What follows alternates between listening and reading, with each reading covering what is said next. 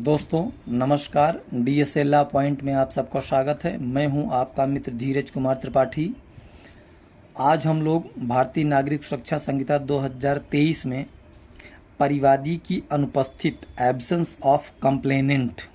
Section 272 of भारतीय नागरिक सुरक्षा संहिता 2023 के विषय में पढ़ेंगे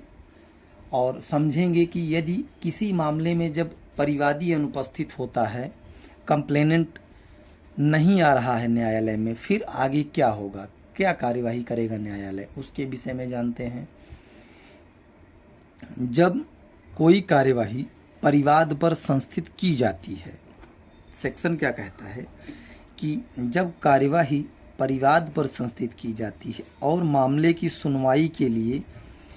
नियत दिन परिवादी अनुपस्थित है और अपराध का विधि पूर्वक समन किया जा सकता है या वह संज्ञेय अपराध नहीं है, अर्थात असंज्ञेय अपराध है, तब मजिस्ट्रेट इसमें पूर्व किसी बात के होते हुए भी परिवादी को उपस्थित रहने के लिए 30 दिन का समय देने के बाद, अर्थात जिस दिन वह कोर्ट में नहीं आया उसके बाद 30 दिन का समय देने के बाद आरोप विरचित किए जाने के पूर्व किसी भी समय अभियुक्त को स्वविवेकानुसार उन्मोचित कर सकेगा। अर्थात यदि जब कंप्लेनेंट न्यायालय में उपस्थित नहीं हो रहा है तब भी कोई व्यक्ति अभियुक्त जिसको उसने अभियोजित किया है वह व्यक्ति उन्मोचित किया जा सकेगा। अर्थात इसका हम विश्लेषण समझते हैं। जब कोई कार्यवाही कंप्लेंट पर इंस्टीट्यूट की जाती है और मामले पर जिस दिन सुनवाई के लिए नियत की गई है उस दिन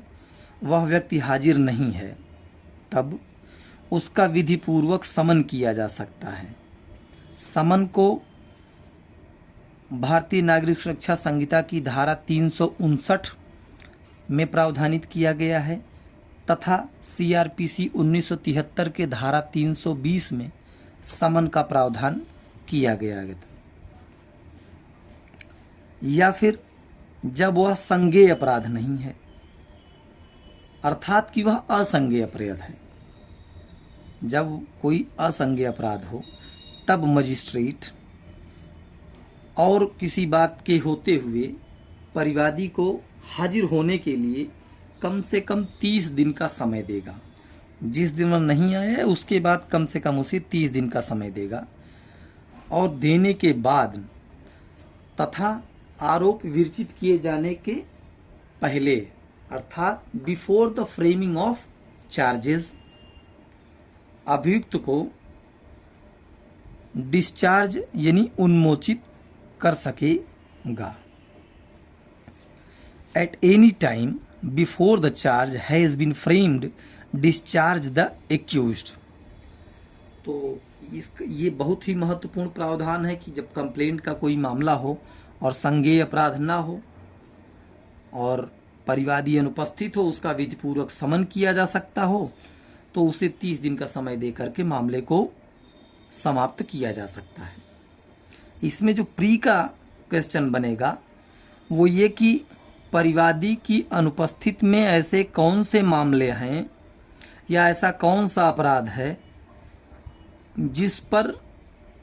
अभियुक्त को उन्मोचित किया जा सकता है। तो ऑप्शन में भी दिया रहे वारंट मामला, संज्ञेय अपराध, असंज्ञेय अपराध या फिर इन समन मामला। तो जब परिवादी की अनुपस्थित में उसमें असंज्ञेय अपराध सही होगा तथा इसमें पूछ सकता है कि कितने दिन का समय यदि परिवादी अनुपस्थित है तो उसे दिया जाएगा, तो कम से कम 30 दिन के 30 दिन के लिए जो है उसे समय दिया जाएगा। अब धारा 273 बताता है कि उचित कारण के बिना अभियोग लगाने के लिए प्रतिकरण। यदि कोई सही कारण नहीं है उसके बावजूद किसी के ऊपर कोई अभियोग किसी ने लगाया है तो उस समय क्या कार्यवाही होगी।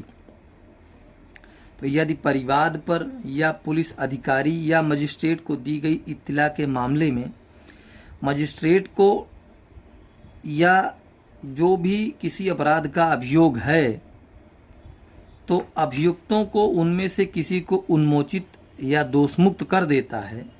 और मामले में उस मजिस्ट्रेट की यह राय है कि जो भी उसके विरुद्ध अभियोग लगाया गया है उसका कोई ठोस उचित कारण नहीं था, तब मजिस्ट्रेट अपने उन्मोचन या दोषमुक्ति के आदेश द्वारा यदि वह व्यक्ति जिसके परिवाद या इत्तला पर अभियोग लगाया गया था उससे अपेक्षा कर सकेगा कि वह यह बताए न्यायालय को कि उस अभियुक्त को, जो एक है या उससे ज़्यादा हैं, अगर उसने सही अभियोग नहीं लगाया है तो उसे प्रतिकर क्यों न दिलाया जाए, और यदि वह न्यायालय में नहीं है तो उसके नाम एक समन भी जारी कर सकता है। ये दिया गया है कि उसके नाम जो है समन जारी करने का निर्देश दे सकेगा और